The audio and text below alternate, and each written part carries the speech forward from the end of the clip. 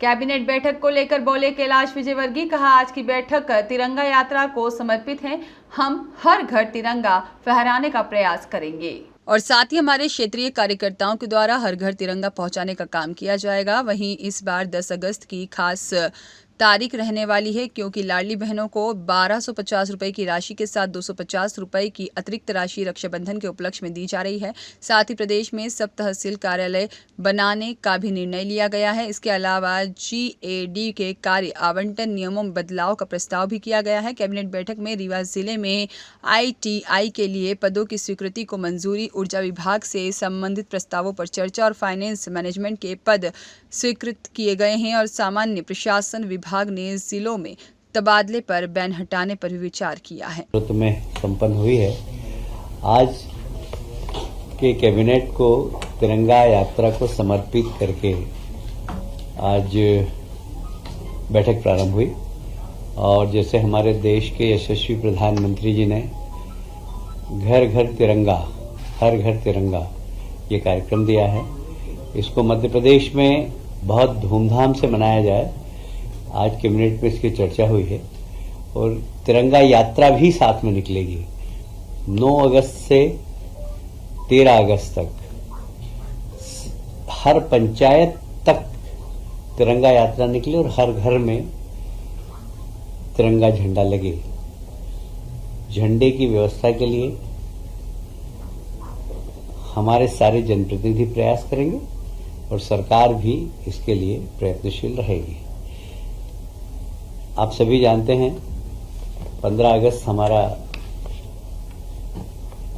स्वतंत्रता दिवस है और स्वतंत्रता दिवस को बहुत धूमधाम से मनाना चाहिए। नई पीढ़ी में यह एहसास होना चाहिए कि स्वतंत्रता हमको बहुत सारे बलिदानियों के कारण प्राप्त हुई, तो उन बलिदान स्वतंत्रता संग्राम सेनानियों के प्रति अपना आदर समर्पित करते हुए हम इस 15 अगस्त को मनाएंगे और जितने भी क्रांतिकारियों की प्रतिमा है उनको सजाना, उनको धोना, अभी जीवित स्वतंत्रता संग्राम सेनानी है, लोकतंत्र के सेनानी, उनका सम्मान करना, ये सब इस कार्यक्रम के अंतर्गत होगा।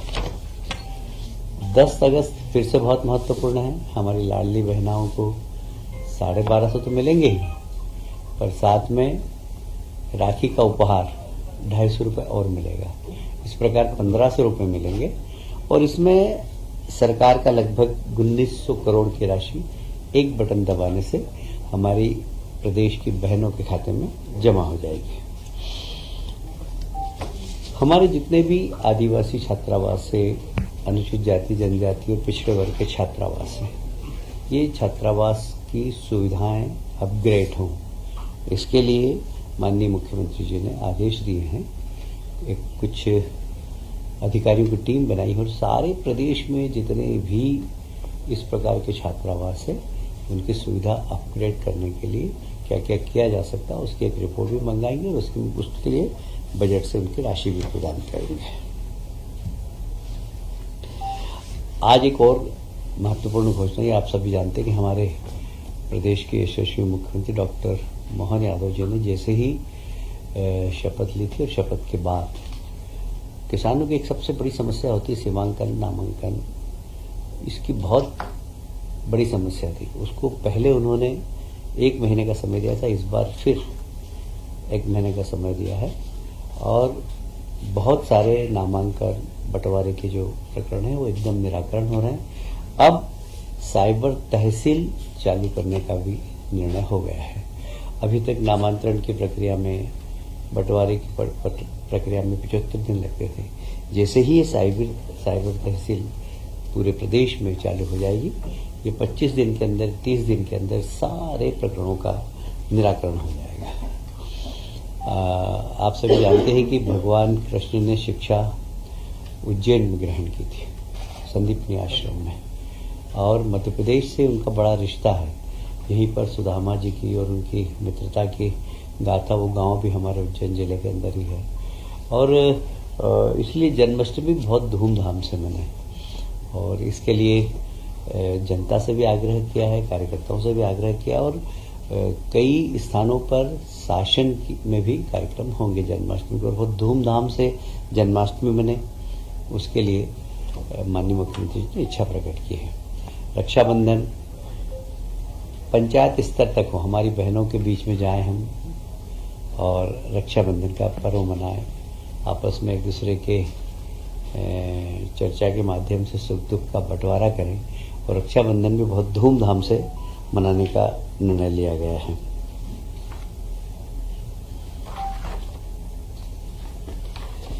आज माननीय मुख्यमंत्री जी ने घोषणा की थी कि जितने भी हमारे लोकतंत्र सेनानी हैं, आप सभी जानते हैं कि इस देश में प्रजातंत्र की हत्या हुई थी 25 जून को जब आपातकाल लगा था और सारे देश को जेल बना दिया था श्रीमती इंदिरा गांधी ने।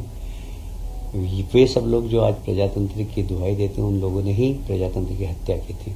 उस समय पूरा देश जेल बन गया था और बहुत सारे उसमें से निरपराध लोग 24 महीने जेल में रहे, 18 महीने जेल में रहे।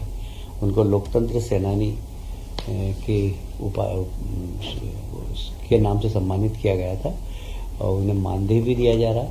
अभी लगातार हमारे बीच में से ऐसे लोकतंत्र सेनानी जा रहे हैं, तो उनके अंतिम संस्कार में 10,000 रुपये शासन देने का निर्णय लिया और राजकीय सम्मान से उनकी अंतिम यात्रा निकले, ये महत्वपूर्ण निर्णय सरकार ने लिया है।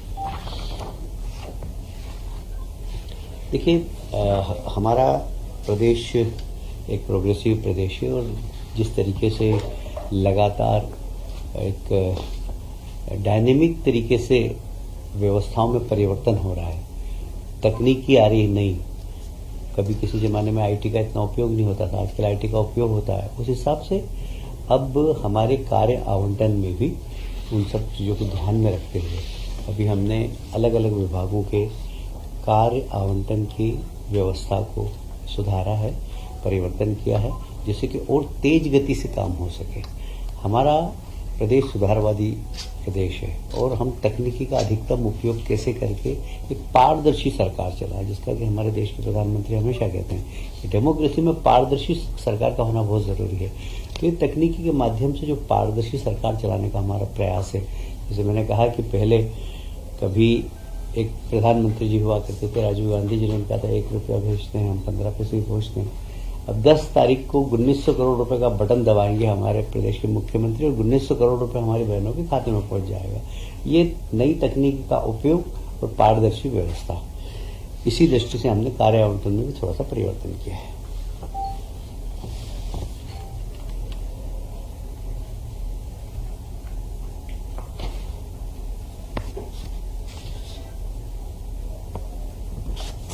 अभी आप जानते हैं कि मैंने जैसे कहा कि नई तकनीकी, अब ई कैबिनेट, इसमें हम पेपरलेस व्यवस्था चाह रहे हैं। पेपरलेस व्यवस्था मतलब समझ लीजिए कि यह ग्रीन स्टेट की तरफ बढ़ता हुआ हमारा एक कदम है, क्योंकि 1 टन कागज में 17 पेड़ कटते हैं और इसलिए कागज का उपयोग कम से कम हो, ये बहुत ज़्यादा ज़रूरी है।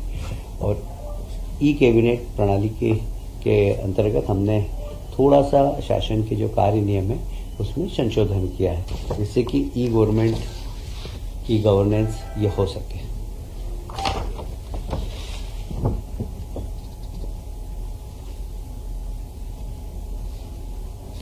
आप सभी जानते हैं कि किसी भी देश के लिए बजट एक बहुत प्रमुख होता है। हमारे यहाँ वित्त विभाग की 2 संस्थाएं थी, HMIS और EPAU। ये इकोनॉमिक पॉलिसी इनपुट देने का काम करती थी। कुल मिलाकर बजट अच्छा बने, बजट आधुनिक तकनीकी से बने और इसलिए दोनों संस्थाओं को मिलाकर एक है जी हाँ PMU के गठन का अनुमोदन किया है। इसमें हम पदों की संख्या का सृजन किया है, साथ ही कुछ इसमें एक्सपर्ट भी हम कॉन्ट्रैक्ट बेसिस पे रखेंगे, जिससे कि बजट और अच्छा बन सके, आधुनिक बन सके, पारदर्शी बन सके, प्रोग्रेसिव बन सके। और साथ में सरकार के बजट की व्यवस्थापन का भी, कई बार हमें लोन लेना है, लोन लेने के लिए क्या क्या हमें सावधानियां रखना है, ये सब गाइड करने का काम ये पीएमयू करेगा, वित्त विभाग। तकनीकी शिक्षा विशेषकर रीवा के लिए एक निर्णय हुआ। वहाँ पर पॉलिटेक्निक कॉलेज है, 2 ही ब्रांच थी वहाँ पर, वहाँ कुछ ब्रांच बढ़ाई गई है क्योंकि वहाँ अब हमने प्रदेश में भी हम सारे ही पॉलिटेक्निक और आईटी की एक बार फिर से समीक्षा करेंगे, जहाँ जिस प्रकार के रोजगार की आवश्यकता है उस प्रकार की ट्रेनिंग देना। जैसे मैं बात करूं अगर पीतमपुर में ऑटोमोबाइल का क्लस्टर है, तो वहाँ पर आईटीआई पॉलिटेक्निक में उस प्रकार की ट्रेनिंग दी जाए। यदि रीवा की हम बात करते हैं तो रीवा में सीमेंट इंडस्ट्री, तो सीमेंट इंडस्ट्री की आवश्यकता क्या क्या है उस हिसाब से वहाँ पर ट्रेनिंग दी जाए। ऐसे ही जैसे विदिशा में हमारे यहाँ कुल मिलाकर टेक्सटाइल का हब बन गया है, तो टेक्सटाइल में क्या आवश्यकता है उस हिसाब की ट्रेनिंग हमें पॉलिटेक्निक में और आईटीआई में दें। इस प्रकार के ऊपर माननीय मुख्यमंत्री जी ने आज कैबिनेट में निर्देश दिए हैं। जेल, ये बात सही है कि जेलों में सुधार लगातार चल रहा है। आज मुख्यमंत्री जी ने फिर से कहा है कि वहाँ पर सांस्कृतिक आध्यात्मिक गतिविधियों का केंद्र बने, साथ ही उनकी कौशल कला उसके ऊपर भी ध्यान दें। सागर का आज बड़ा उल्लेख हुआ। सागर के हमारे केदी भाई बहुत अच्छा उन्नत कपड़ा बनाते हैं, जो लोग बिल्कुल लाइन से खरीदते हैं उनके यहाँ, और लगभग पूरे प्रदेश में जेल के कैदियों के द्वारा उत्पादन से लगभग 4 करोड़ से अधिक की राशि का लाभ भी हुआ है। हम उनको किस प्रकार जेल सुधार की योजना कर सके, उसके लिए एक कमेटी भी हमारी, विशेषकर हम जेल के अंदर योगा, आध्यात्म, इसके ऊपर फोकस करेंगे और उनको तकनीकी शिक्षा भी देंगे, जिससे कि वे स्वयं का रोजगार कर सकें, जेल का वातावरण सुधारें। इस दिशा में आज निर्णय लिया गया है। कुछ नई जेल भी बनाने का निर्णय हुआ है, जो नए जिले बने हैं उनको वहाँ पर नई जेल बनाए, जैसे मैहर नया जिला बनाए, वहाँ पर एक जेल बनाने का निर्णय लिया। जैसे बुरहानपुर के अंदर एक जेल बनाने का निर्णय लिया।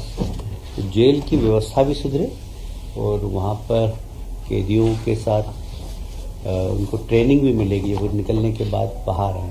दूसरा, ऐसे कई गरीब कैदी हैं जो छोटे छोटे दंड नहीं भरने के कारण जेल के अंदर है। बहुत ही संवेदनशीलता के साथ हमारे मुख्यमंत्री जी ने कहा है कि उनका पैसा हम भरेंगे और उन कैदियों को रिहा करेंगे। और साथ ही 15 अगस्त में भी अभी ऐसे कैदी जो ओल्ड एज के हैं, जिनकी लंबी सजा हो गई है, उनको भी मुक्त करने का निर्णय लिया।